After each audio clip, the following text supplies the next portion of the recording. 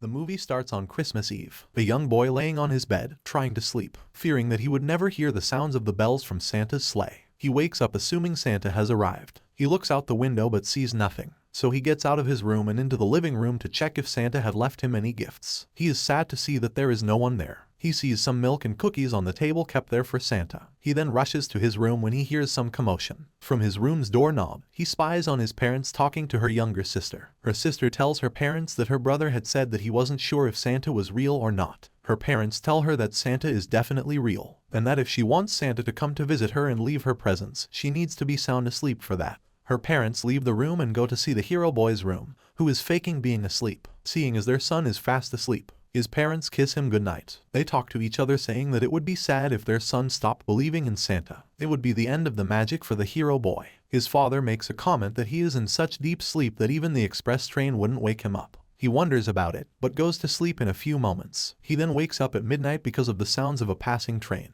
He goes to his window, and he is amazed to see a train in front of his house. He quickly gets his shoes and rushes out of the house to see the train. Seeing the train in his front yard, he is blown away. He then out of the blue hears a voice. The conductor of the Polar Express train tells him to get aboard. The conductor asks the hero boy if he is coming or not, so he asks where. The conductor answers and says to the North Pole. The hero boy has no idea what to say next, so the conductor picks up a board and asks if the written description fits him. He says that the hero boy had not sent a letter to Santa this year, nor had he taken a picture with the department store Santa. He did not even put milk and cookies out for Santa by himself this year, rather he made his sister do it. He says that it might be a difficult year for him, and if he wants to get some answers, he quickly needs to get on the train. All this confuses the hero boy. Initially, he says that he does not want to go, and the train starts moving. Seeing the train leave without him, make the hero boy think if he should get aboard. So he hops on the train before it would leave him there. Going inside the train, the hero boy notices that there are many other kids there as well. So he takes a seat and sits there quietly. The conductor comes to the hero boy again and asks for a ticket. The hero boy replies that he does not have one, so the conductor asks him to check his pockets. He does, and magically finds a ticket in his pocket. This shocks the hero boy and he has no words. The train then stopped at one last stop.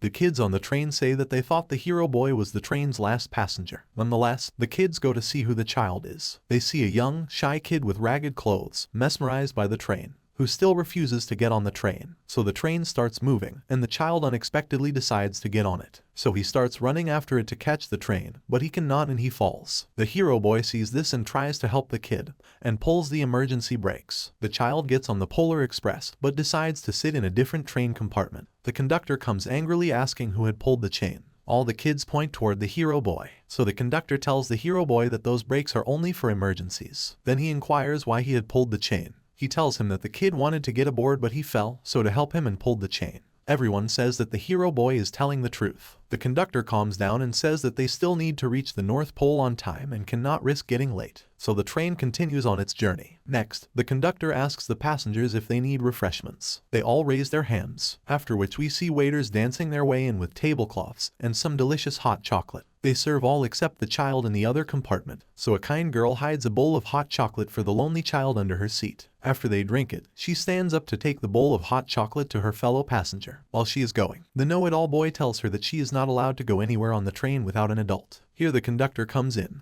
and asks if the boy in the other compartment had any hot chocolate. They say no, so he goes with her to the boy to offer the hot beverage. The hero boy sees this and stands up to go after them. He sees that the girl had forgotten her ticket back in her seat, so he picks it up because it is important to keep the ticket near at all times. So he goes after the girl to give her the ticket, but loses her ticket to the wind. And we see that the magical ticket flies far and wide. However, it comes back to the hero boy after a while. But before he finds her ticket again, the conductor asks to see the girl's ticket. She tries to find it, but is unable to. So the conductor asks if anybody has seen her ticket, and the hero boy honestly replies that it was his fault and takes responsibility. He tells them that he had lost it, after which the conductor takes the girl away. When they are both gone, the kids in the compartment tell the hero boy the conductor took her to throw her off the train. So panicking, he goes behind them to stop them, and there he finds her ticket. He tries to find them and asks the child in the other compartment where they had gone. He points toward the top of the train. So he bravely goes behind them in the cold snowy night, trying to find them, but instead finds Hobo. Hobo offers the hero boy a seat and a hot beverage. He tells the hero boy that he always sits here at the top of the train and is a regular passenger of the Polar Express. He goes to the North Pole whenever he wishes to. He further tells him that he owns the Polar Express. He asks the hero boy if he believes in ghosts. The hero boy replies he does not. Hobo asks him if he believes that Santa is real, and if all this could be a dream. He then picks up his things and offers his help to the hero boy in finding the girl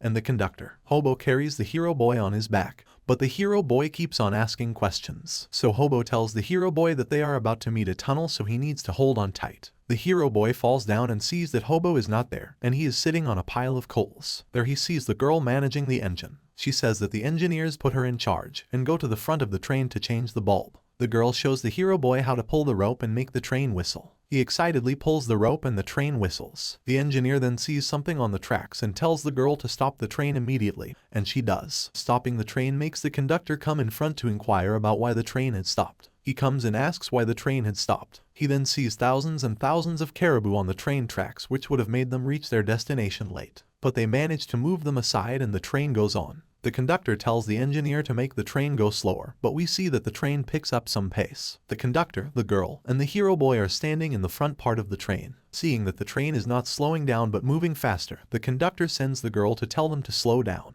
The engineer hears that but cannot signal that they had received the information, and that they had just lost an important piece of equipment that was holding the brakes of the train. So they try to find the missing piece. Meanwhile, the conductor binds the hero boy and the girls tight to the front part of the train and sees they are exposed in a tight position and are about to reach the world's steepest downgrade. They hold onto it tightly, after which the conductor notices that the train tracks in front of them were totally covered with ice. As soon as the train reaches the ice, it loses control and is totally out of balance. The engineers see that and they find an alternative to the missing piece and get control of the train. They take a breath of comfort and suddenly see that the ice on which the train was had broken, so they quickly start the train and starboard right ahead, barely getting out of the ice in the nick of time. The girl then thanks the hero boy for saving her ticket and they all go inside the train. They see that in a particular compartment were many ragged, dirty, and broken toys everywhere. The compartment is full of them. The hero boy and the girl both get upset seeing the condition those toys are in. The conductor tells them that this is Santa's idea to recycle these old toys and make them new.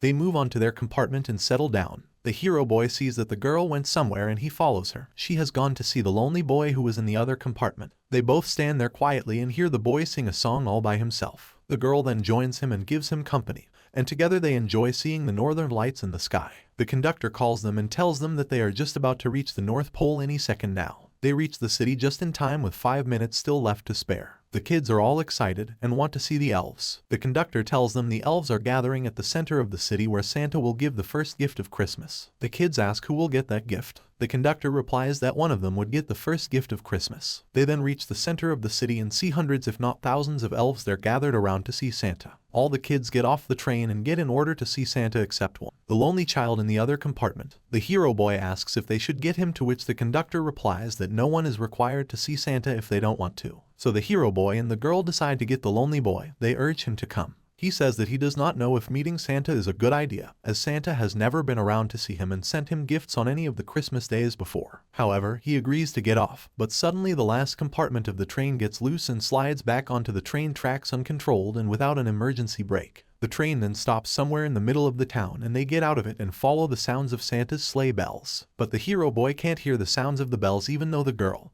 and the lonely boy can.